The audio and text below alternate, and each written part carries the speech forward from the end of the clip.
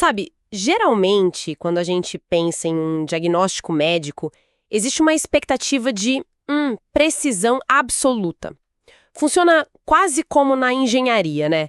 Alguém sofre uma queda, quebra o braço, aí o raio-x mostra aquela linha branca irregular na tela escura e o médico simplesmente aponta com a caneta e diz tipo, olha, aí está o problema. É algo bem tangível, visual e inegável. Com certeza. E a beleza desse cenário? É que ele é perfeitamente binário. O osso ou ele está quebrado ou não está quebrado. É limpo, objetivo e nos dá um plano de ação imediato. Você engessa e espera curar. Aham. Não tem muito mistério, sabe? Pois é, e de certa forma isso traz um conforto psicológico enorme. Nós adoramos que as coisas sejam visíveis, que possam ser colocadas em caixinhas e, claro, consertadas. Mas quando pegamos essa exata mesma mentalidade ortopédica, essa fixação pelo raio-x, e arrastamos isso para o mundo corporativo, Nossa, aí a coisa muda de figura. totalmente, especificamente para a forma como avaliamos o desempenho e o valor humano, sabe? De repente, a imagem fica turva, a máquina parece que está com defeito e o diagnóstico se torna uma verdadeira confusão limitante. Então, a nossa missão nesta imersão profunda de hoje é justamente baseada em um conjunto fascinante de pesquisa sobre metodologias organizacionais. E com dados concretos da empresa de avaliações corporativas DecisionWise, não podemos esquecer. Exato, bem lembrado. Nós vamos desconstruir de vez essa visão. Certo? Vamos destrinchar isso.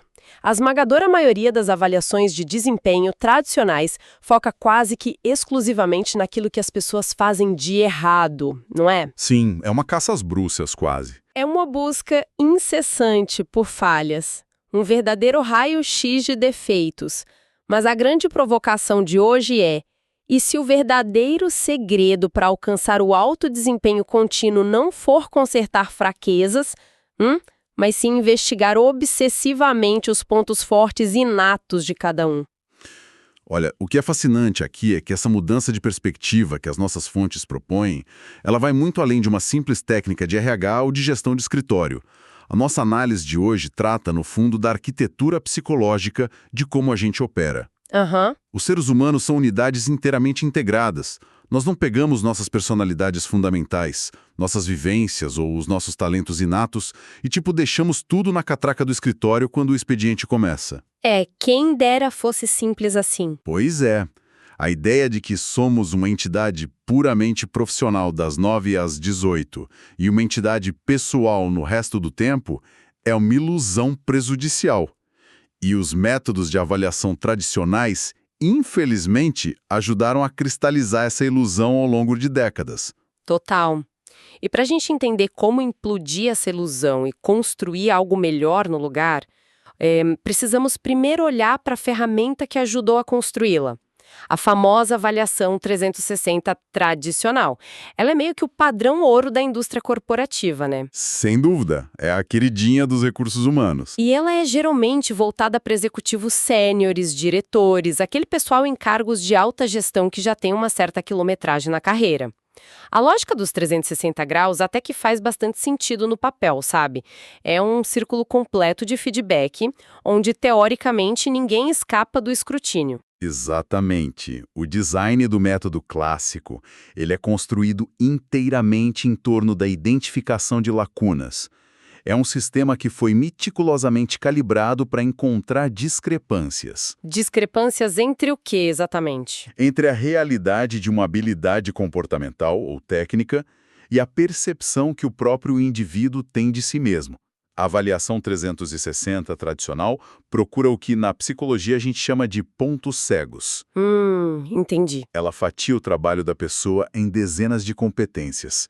Pede para supervisores, pares e subordinados avaliarem o sujeito em uma escala numérica bem fria e devolve um retrato focado nas fraturas, onde está o osso quebrado, onde esse profissional está deixando a desejar. E os dados da DecisionWise que temos no nosso material de fonte ilustram isso com um caso de estudo excelente e até um pouco dramático, eu diria. Muito dramático. Sobrevivência corporativa, que é a segurança psicológica que ele proporciona à equipe. E a grande pergunta é, ele acha que está mandando bem? Bom, na autoavaliação, sim. Ele se dá uma nota 6 de 10. Não é um 10 perfeito, claro, mas é um sólido estou acima da média. Certo. O problema de verdade começa quando cruzamos as perspectivas. O supervisor direto puxa um pouquinho o freio de mão e dá uma nota 5. Até aí, uma divergência normal de se ver. Mas o interessante é que os pares, ou seja, os colegas do mesmo nível hierárquico, dão notas até mais altas para ele. Nossa, sério? Sim, no gráfico gerado pelo sistema, a linha verde da autoavaliação fica até abaixo da linha dos colegas, ou seja, ele tem uma excelente relação muito polida e funcional com quem está do lado dele e acima dele. Mas é aí que a casa cai, né? Porque quando a gente olha para a base da pirâmide, para a equipe dele mesmo, a história muda completamente de figura. Muda drasticamente. Quando o relatório traz a avaliação dos subordinados diretos desse mesmo gerente, os números simplesmente despencam. Caramba! A visualização desses dados é feita através de um gráfico de radar, aquele formato circular cheio de eixos, que lembra uma teia de aranha. E as respostas dos subordinados são marcadas em magenta. A famosa linha magenta. E por causa das notas abissais que ele recebeu da própria equipe, essa forma magenta não se parece em nada com um círculo saudável e equilibrado. Ela encolhe no centro e se distorce de forma grotesca. Acaba virando uma estrela totalmente desequilibrada e pontiaguda. Eu confesso que adoro essa imagem mental. Eu penso nesse gráfico de radar como se fosse uma roda de bicicleta, sabe? Ótima analogia. Porque se os aros dessa roda representam a confiança e a segurança psicológica, e os subordinados quebram esses aros, dando notas baixíssimas, a roda colapsa para dentro, formando exatamente essa estrela magenta. Se esse gerente tentar pedalar essa bicicleta metafórica ou liderar essa equipe em um momento de crise... vai ser um tombo catastrófico. Exato. Ninguém ali confia nele quando a pressão aumenta. Essa metáfora da roda capta perfeitamente a essência do problema. Porque a ausência de segurança psicológica não é apenas um conceito abstrato que fica bonito em palestra. Ela se traduz em silêncio na equipe, medo de relatar erros, estagnação total de ideias. Com certeza. E o grande choque para quem recebe um relatório desses é que, sem os dados, o gerente continuaria cego para a catástrofe iminente. Tudo isso justificado pelo tapinha nas costas que ele recebe dos colegas do mesmo nível todos os dias. Faz sentido. É por isso que, por mais doloroso que seja olhar para essa estrela magenta destroçada, ela é considerada o grande trunfo. É o ouro desse modelo de avaliação clássico. O que levanta uma dúvida operacional bem importante para quem está analisando o método com a gente hoje. Porque para que uma equipe tenha coragem de destruir a roda de bicicleta do próprio chefe e gerar esse alerta magenta todo, precisa haver uma blindagem fenomenal de quem responde as perguntas, né? Ninguém em sua consciência daria uma nota péssima se houvesse o menor risco de retaliação na segunda-feira seguinte. Ah, sem dúvida. A confidencialidade é a espinha dorsal matemática de todo esse processo tradicional. As regras de agregação de dados são super estritas, com a óbvia exceção do supervisor direto. Que é só uma pessoa, né? Exato. Todas as outras categorias de respostas são misturadas. A regra normativa determina que é necessário um mínimo de 3 a 5 respondentes por categoria. Se um gerente tem apenas 2 subordinados, por exemplo, o sistema geralmente se recusa a gerar o gráfico separando aquele grupo. Ah, para impedir que o chefe deduza por eliminação quem foi que deu a nota baixa. Precisamente. É um mecanismo de defesa essencial para permitir aquela honestidade brutal que o método exige para funcionar. Certo, faz todo sentido e cumpre a sua função muito bem.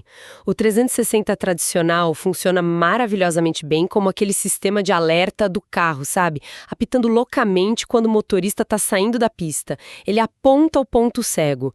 Mas, e esse é um grande mas, a grande questão que as nossas fontes levantam é a limitação dessa lente. Exatamente. O exercício inteiro, muitas vezes consumindo horas e horas de coaches executivos e analistas caríssimos, culmina em apontar o dedo para a lacuna e dizer, tipo, olha, conserte essa sua deficiência.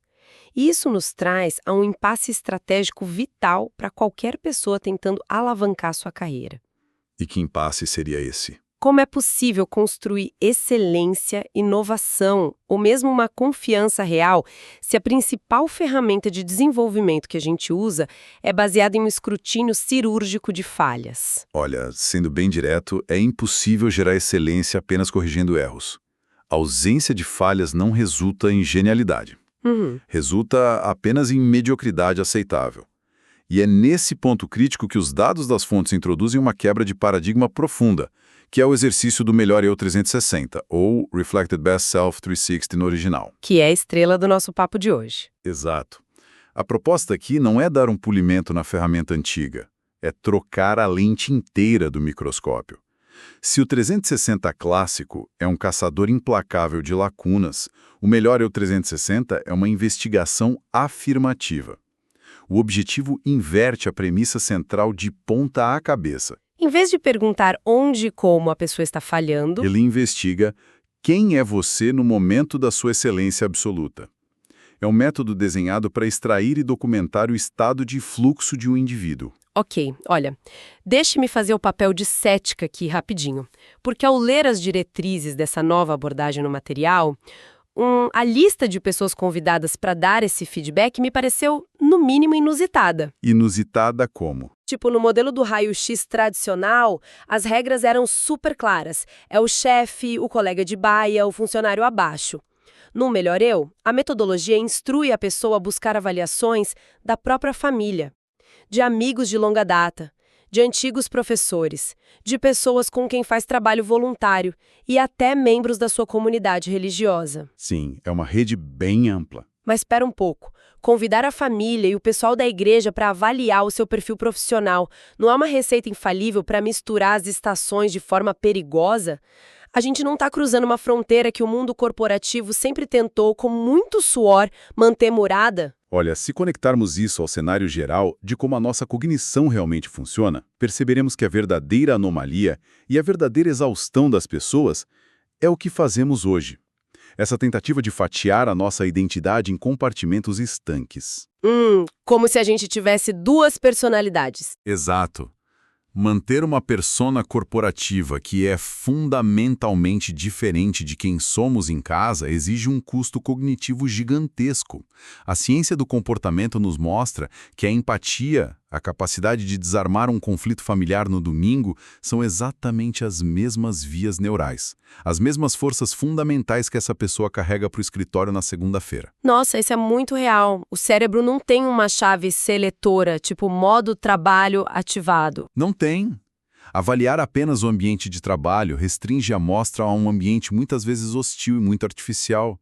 O Melhor Eu 360 busca evidências amplas, justamente porque o talento real transborda essas fronteiras do escritório. Cara, isso muda tudo. Não estamos medindo se a pessoa sabe fazer uma apresentação de slides bonita. Estamos mapeando a arquitetura natural de como ela resolve problemas e impacta os outros onde quer que ela esteja. Perfeito. Mas como a gente tira isso da teoria, sem transformar o processo inteiro em uma sessão meio estranha de terapia em grupo? Tipo, no 360 clássico, a gente manda um link com números de 1 a 5 e acabou. Como essa coleta da genialidade funciona na prática do dia a dia? Bom, a primeira coisa é que a mecânica de coleta joga fora a escala numérica. O pedido que o avaliado envia para esse círculo amplo de pessoas não pede notas de desempenho. É um pedido totalmente focado em narrativa. Nada de notas, então. Nada de dar 7 ou 8. A pessoa solicita essencialmente o seguinte: por favor, me dê 1 ou 2 exemplos reais de momentos em que você me viu operando no meu melhor, usando os meus pontos fortes. Histórias em vez de notas. Isso é de uma riqueza imensurável para o autoconhecimento. Completamente diferente, né? A pessoa não recebe um papel frio dizendo, você tem nota 8 em gestão de crises.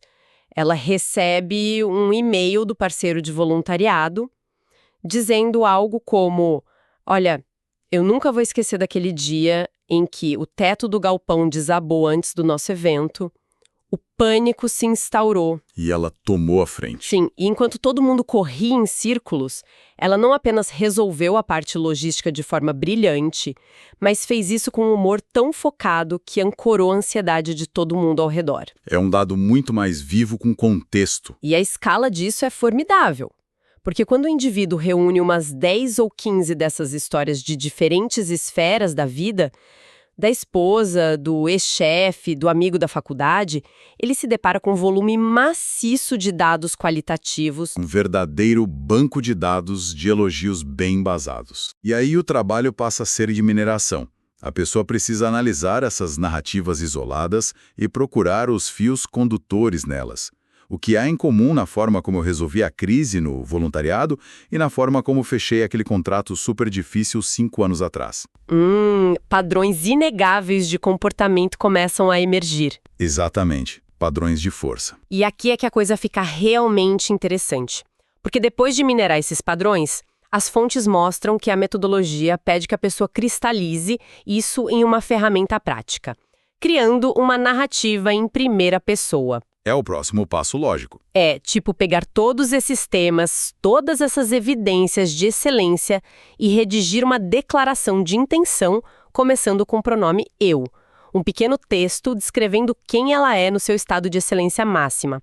Mas, novamente, eu preciso colocar as cartas na mesa e ser um pouco cética. Manda. Lê 15 histórias gloriosas sobre você mesmo, concordar com elas com a cabeça e depois sentar no computador para escrever um manifesto celebrando a própria grandeza.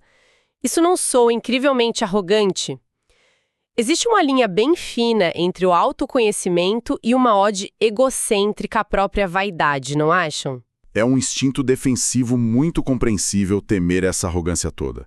Mas o que ocorre nos bastidores mentais durante esse processo é o exato oposto disso. Não se trata de inflar o ego com delírios de grandeza que você inventou. É embasado, né? Sim, trata-se de auditar o próprio valor com base em evidências externas concretas. O que pesquisadores e facilitadores desse método relatam com uma constância absurda é a genuína surpresa e até uma vulnerabilidade enorme de quem recebe o feedback. As pessoas ficam surpreendidas com o próprio impacto? Muito. Frequentemente, a pessoa descobre que uma atitude que ela considerava tão natural e óbvia a ponto de ser banal, algo como, ora, eu apenas escutei o que o cliente queria e traduzi para a equipe técnica. Qualquer um faria isso. E não é bem assim. Não é. Essa atitude foi vivenciada pelos outros como uma intervenção rara e de altíssimo valor. Então a narrativa em primeira pessoa não é um ato de arrogância cega. É um ato de tomada de posse. É reconhecer ferramentas que a pessoa já possui, mas que ela deixava esquecidas na gaveta por achá-las comuns demais. É a diferença brutal entre se achar o máximo sem ter feito nada de fato e finalmente reconhecer a própria utilidade no mundo de forma intencional e embasada. E aí chegamos à ponte para a realidade. Porque, convenhamos, de nada adianta ter esse manifesto super inspirador guardado no bloco de notas do celular se isso não mudar em nada a rotina da segunda-feira de manhã. Se ele é só um exercício de autoajuda vazio. Pois é, as fontes falam sobre a fase final de validação e atuação. A pessoa precisa ler aquele retrato do melhor eu dela, deixar a poeira baixar por alguns dias e se perguntar com total honestidade: isso soa verdadeiro? Eu consigo bancar essa pessoa no dia a dia? E se a resposta for sim? A missão passa a ser operacionalizar isso no expediente. E é exatamente nesse ponto de aterrissagem que o método demonstra porque não é apenas um exercício romântico, mas uma estratégia de otimização feroz para as carreiras e para as organizações como um todo. Precisamos mergulhar no motivo pelo qual focar nas forças traz resultados tão tangíveis. Por favor, vamos aos dados. A neurociência e a psicologia da personalidade mostram que os traços fundamentais que compõem os nossos pontos fortes são estruturas muito profundas e resilientes no cérebro. Eles não são massinha de modelar que você muda fácil. Se uma pessoa é inerentemente introvertida, contemplativa e extremamente detalhista, você não vai conseguir transformá-la num mestre de cerimônias super carismático da empresa em 6 meses. Tentar forçar essa reconfiguração drena uma quantidade colossal de energia executiva do cérebro da pessoa. Ou seja, investir o tempo de um profissional inteiro e o orçamento de treinamento de uma empresa tentando consertar deficiências crônicas que vão completamente contra a natureza do indivíduo, tem um retorno sobre o investimento, um ROI terrível. É o pior investimento possível. Cria-se um ciclo de frustração avassalador, sabe? O funcionário se sente um eterno inadequado porque nunca atinge a barra de uma habilidade que não é natural para ele, e a empresa fica frustrada porque não vê o resultado financeiro ou criativo esperado. Todo mundo perde nessa equação. Obviamente, a pessoa precisa atingir um piso mínimo de competência. Um gerente não pode ser tóxico. Ele precisa de um mínimo aceitável de comunicação e segurança, como a gente viu lá atrás na história da Estrela Magenta. Mas uma vez que as deficiências estão fora da zona de perigo, continuar batendo nessa tecla é um desperdício enorme de potencial humano. Exato. Você mitigou o risco. Ótimo. Agora pare de olhar para o raio-x e comece a olhar para a potência do motor. A pesquisa sobre o impacto corporativo e de focar nas forças é claríssima. O material das fontes aponta que quando uma pessoa recebe validação focada em forças reais e já comprovadas, ocorre uma liberação aguda de emoções positivas e de neurotransmissores ligados à recompensa. O cérebro adora isso. Adora. E o pulo do gato é que isso não afeta só o indivíduo isolado. Essa clareza contamina positivamente a equipe inteira ao redor dele. Quando um time compartilha abertamente o conhecimento sobre onde cada membro atua no seu estado da arte, a colaboração deixa de ser uma disputa de egos e passa a ser uma orquestração de talentos complementares. Que maravilha! Gera-se um senso de pertencimento inabalável, porque as pessoas sentem que são valorizadas por quem elas realmente são e não por quem a empresa gostaria que elas fingissem ser de segunda a sexta. Então, o que tudo isso significa para a realidade de quem nos escuta hoje? Como essa imersão toda se traduz em capital de carreira prático? Significa que mapear e abraçar a própria genialidade permite um alívio gigantesco? Um peso que sai das costas. Permite que alguém pegue uma força inata, por exemplo, aquela paciência diplomática incrível que usa para resolver conflitos cabeludos lá na associação do bairro e tenha a clareza de trazê-la de forma estratégica e bem adaptada para mediar um impasse brutal em uma reunião de diretoria. A pessoa integra os mundos. A pessoa para de atuar como o personagem engravatado que ela acha que o mundo corporativo exige e passa a operar a partir do seu próprio centro de gravidade. Ela se torna incrivelmente mais autêntica e, por definição, muito mais letal e produtiva no que faz, sem aquele esgotamento de usar uma máscara o dia todo. E olha, isso levanta uma questão importante, uma provocação central sobre o teto do nosso desenvolvimento. Se através da investigação minuciosa que é proposta pelo Melhor Eu 360, alguém consegue enxergar e catalogar a sua versão mais extraordinária no presente, quem essa pessoa poderia se tornar daqui a 5 anos? Se o seu único trabalho fosse construir processos e rotinas para colocar absoluta e conscientemente todas as suas forças em ação todos os dias. Uau! É um horizonte de possibilidades de explodir a cabeça de qualquer um. Para amarrarmos tudo que destrinchamos hoje de forma bem cristalina para nossa audiência, não estamos descartando de forma alguma o valor da clássica avaliação 360. Ela tem o seu lugar. Com certeza.